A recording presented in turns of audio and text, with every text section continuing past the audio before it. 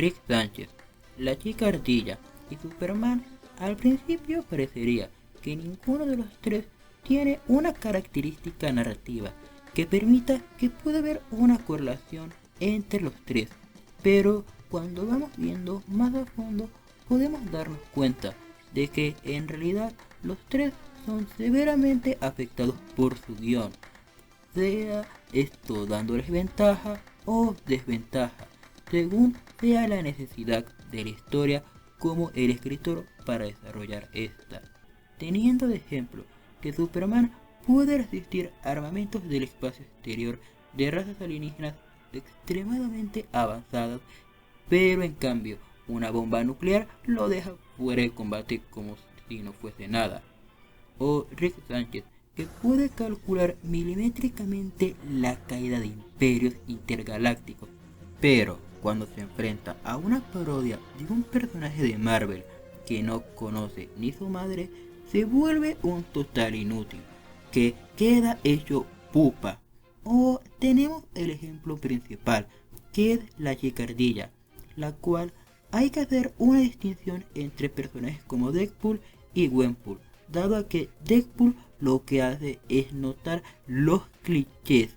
y situaciones ridículas de un cómic de superhéroe para poder hacer una burla a dichas situaciones. Y Gwenpool en cambio entra más en una entidad que es consciente de que está en la historia, pero a diferencia de Deadpool, esto no se pone en duda ni se debate, sino que genuinamente es un foráneo del mundo de los cómics, el cual ahora está en ese mundo y puede modificar la realidad a la par que alterarla a mucha mayor conveniencia. E incluso hay manipuladores de la realidad mucho más directos, como lo son el caso del Batiduende, que es un personaje tomado mayoritariamente a broma, que cuando sabes que aparece, la historia va a perder mucho del sentido a la par que seriedad que normalmente se debería tomar. Pero aquí es donde viene una de las partes principales y más importantes. A diferencia de los casos mencionados, la chica ardilla es un personaje que tú tienes que tomarte en serio, porque tú como lector de su historia has firmado un contrato donde aceptas que la historia, a pesar de tener un cierto toque cómico, liviano y un tanto ligero, tendrás que tomar la suficiente seriedad al personaje y las situaciones que ocurran para que puedan generarte interés a la par que preocupación, haciendo que gracias a esto podamos recalcar las veces donde calmó el hambre de Galactus, derrotó al Doctor Doom e incluso venció a MODOK, que muchos lo ven como un personaje de burla y parodia, pero similar a La Mancha,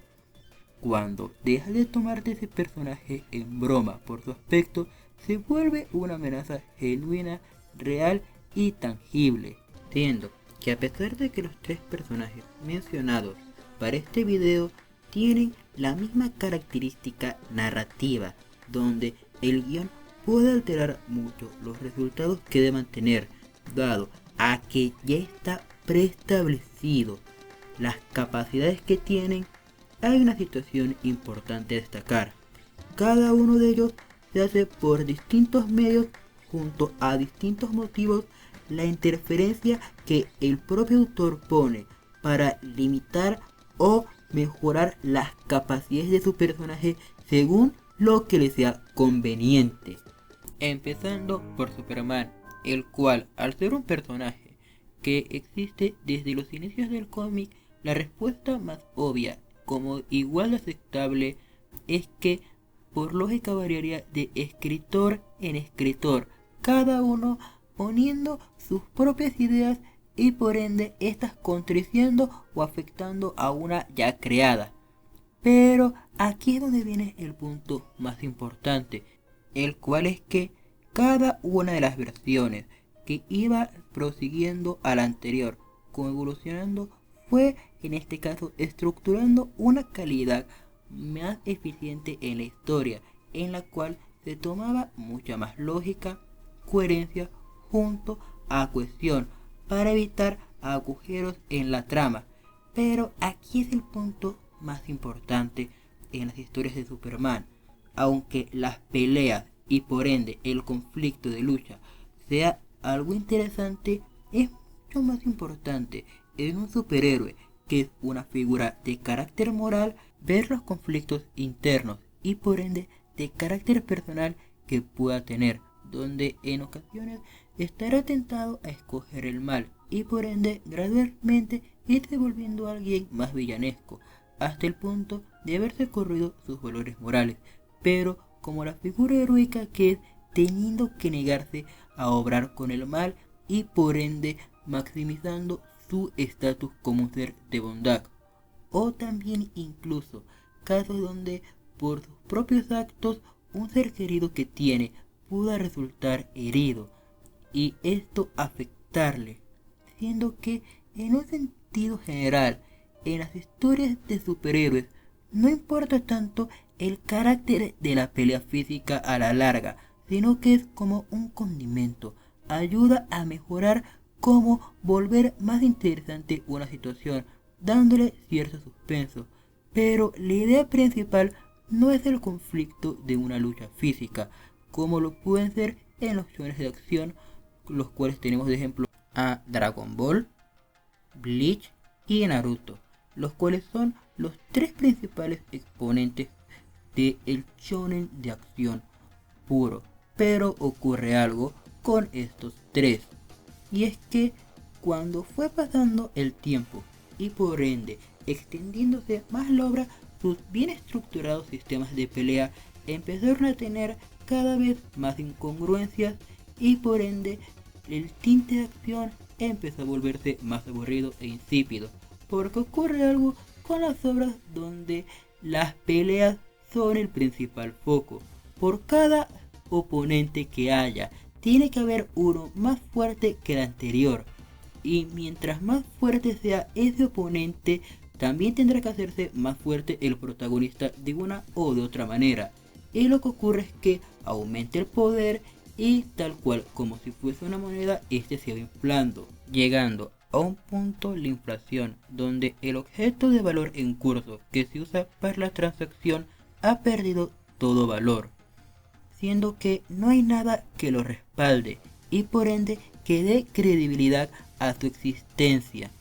En el caso de la moneda, en un sentido monetario, bienes que lo respalden, y en el caso de los poderes que tengan los personajes, tanto buenos como malvados, una estructura narrativa que solidifique un valor real a la fuerza que actualmente tengan como hayan adquirido, dado a que esta debe ser una recompensa por sus actos, no existir de manera fortuita y forzada,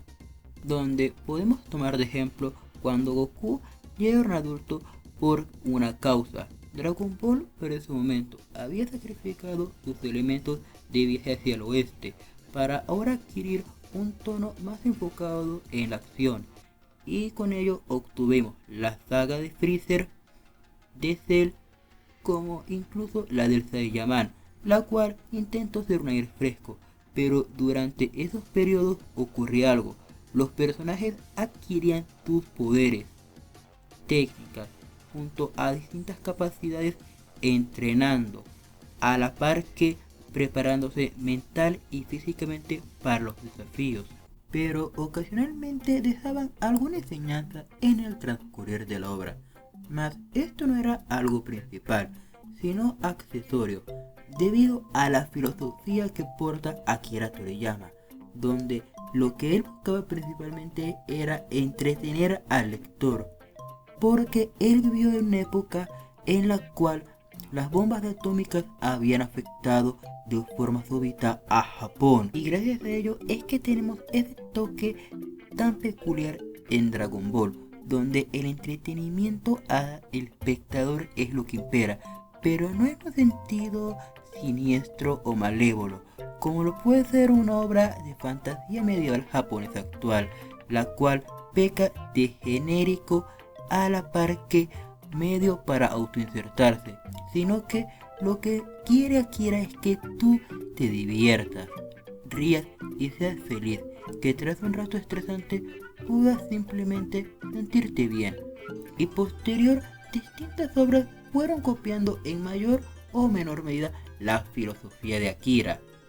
Pero aquí es donde viene la principal diferencia entre la filosofía de Akira, que inspiró al entretenimiento japonés y por ende la creación de los posteriores protagonistas de shonen japoneses, que serían el símil y equivalente a héroe, donde la historia tiene en el apartado de reglas de la construcción de mundo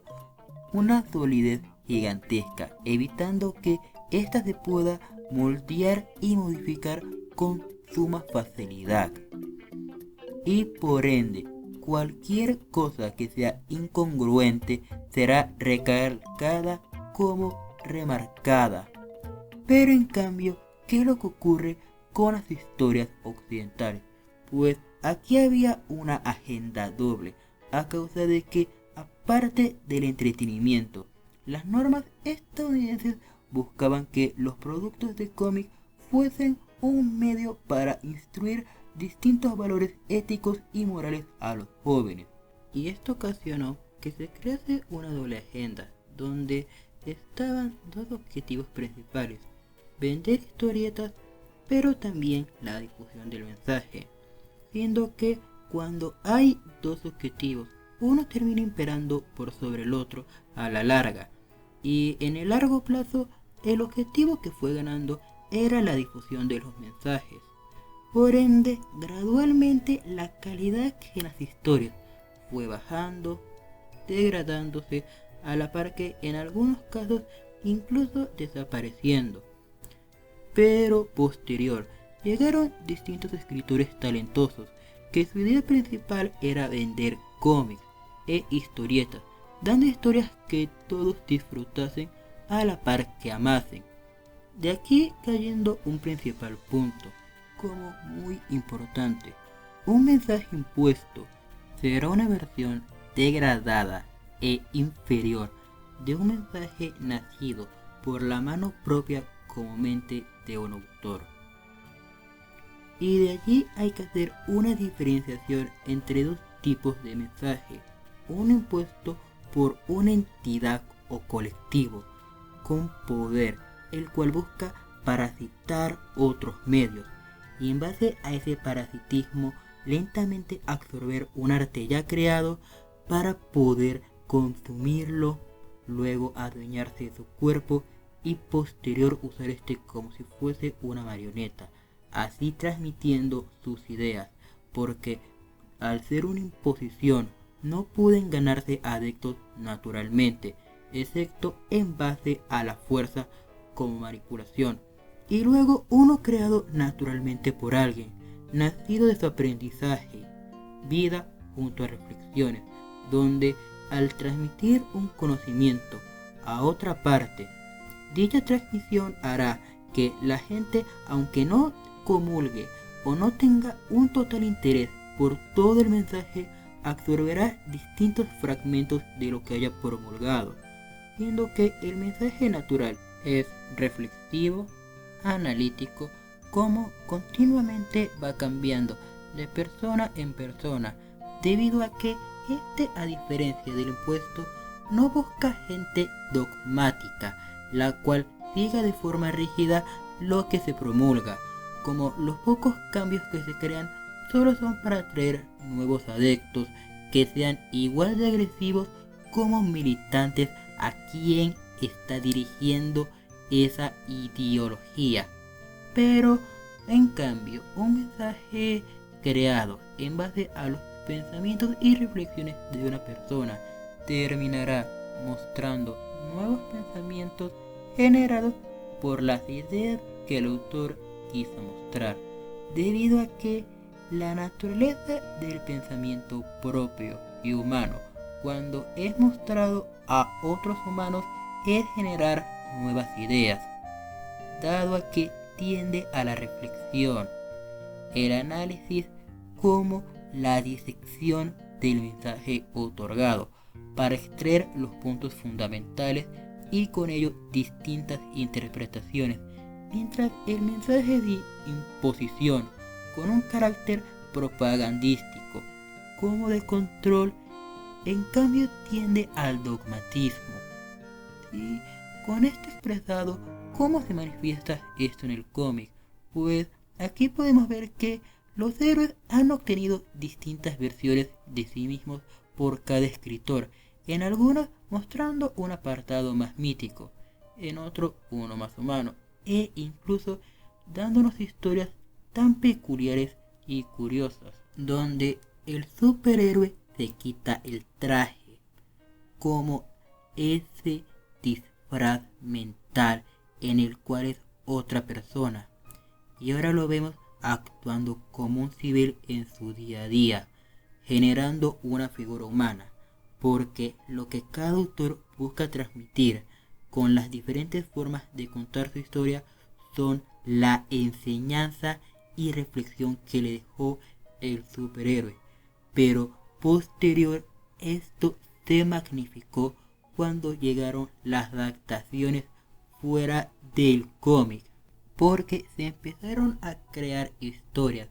con el superhéroe que ya no eran autoconclusivas, sino en cambio continuas, donde a pesar de que la historia terminara en un momento posterior, era continuada, y en base a esa continuación se tenía que ir generando una maduración en el personaje, como una mayor consistencia en la historia. Pero aquí es donde entra Superman, donde en base a todo lo anterior podemos entender que ese potenciamiento que recibe del guión o nerfeos no es porque sea la intención plena y total del autor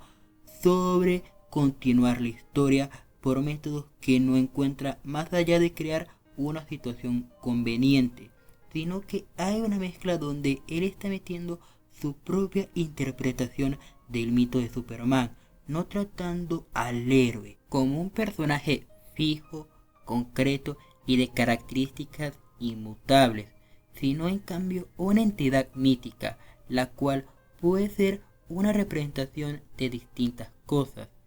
Y en base a eso es que él está trabajando. No está trabajando en base a un Superman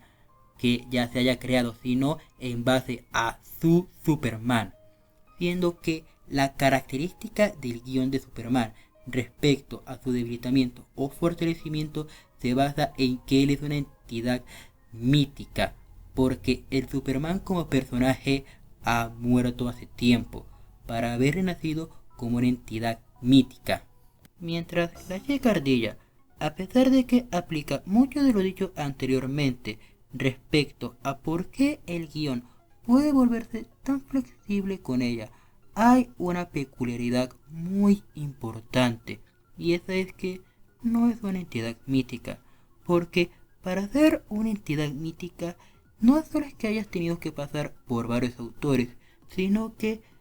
con el paso del tiempo, poco a poco, lo que eras originalmente como personaje se va diluyendo, hasta que lo que quedan son interpretaciones de lo que tú crees que es el personaje.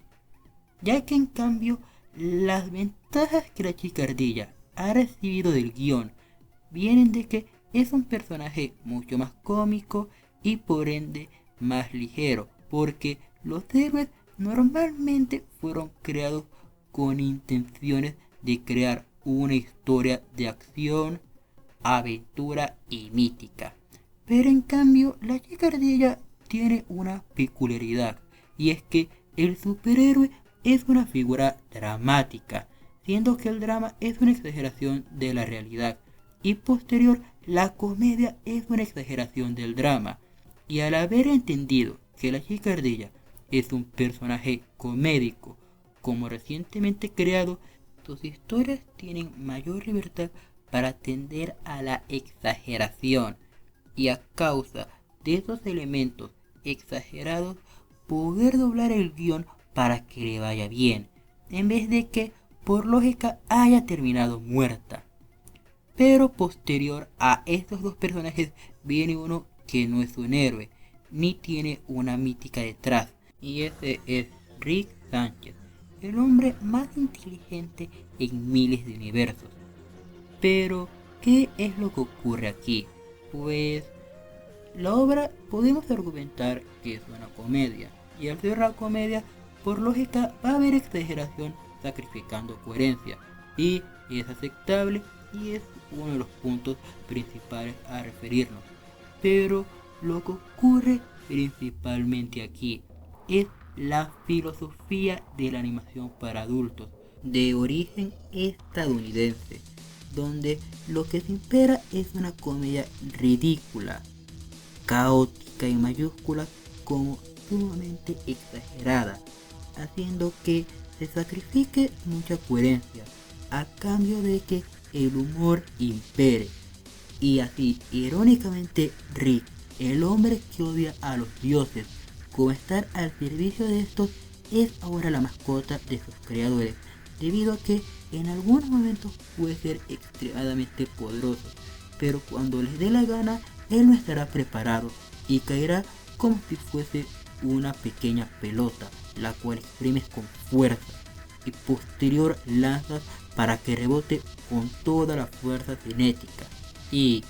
esta fuerza cinética es todo el infortunio que carga, porque toda su mala suerte es proporcional a su intelecto, para así tenerlo limitado y que las aventuras puedan existir, ya que de lo contrario, cuando el guión no lo está limitando, como reduciendo sus capacidades, se vuelve alguien virtualmente invencible, capaz de derrotar a quien sea, lo cual no será divertido ni satisfactorio si simplemente obtuviera lo que quiere de una. Siendo que aquí es donde viene la parte más divertida con Rick y Morty. Sánchez es comparable a Bender de Futurama, porque ambos son seres egoístas, despreciables, como en general terminan con sus acciones dañando a otros, y rara vez paga las consecuencias de los altercados que le genera a otras personas, por ende volviéndose tan satisfactorio cuando le va bien en frente de alguien que es mucho peor que Rick y le ha estado fastidiando. Mismo caso Bender cuando entre sus distintos rivales, que son gente claramente más malvada o peligrosa que él, termina burlándose de esto. Ambos entrando en un arquetipo de personaje pícaro, donde aceptamos que les puedan ocurrir Fiat, Diabolus Ex Machina o cualquier herramienta negativa hacia ellos para poder crear una historia, la cual tendrá un inicio, desarrollo y desenlace, donde el inicio es hacer una acción, el desarrollo es que han creado gracias a esa acción un problema y la conclusión es que terminan resolviendo el problema o pagando las consecuencias de este. Y con esto podemos concluir a los tres personajes vistos en este video, donde podemos entender que la razón de que Superman reciba esa característica de que el guión pueda potenciarlo o debilitarlo es porque es una figura mítica con distintas interpretaciones. Con la chica ardilla porque es una entidad cómica y una exageración del drama, por ende tiene mucha más vía libre para poder doblar las reglas de su mundo y que le vaya bien. Mientras Rick Sánchez es sumamente satisfactorio y divertido que le ocurran cosas malas, dado como es y la forma en que actúa, teniéndose muy merecido dichos infortunios. Ahora que hemos concluido el video, gracias por haber otorgado su atención. De eso todo, me despido como cuídense. Hasta la próxima. Bye.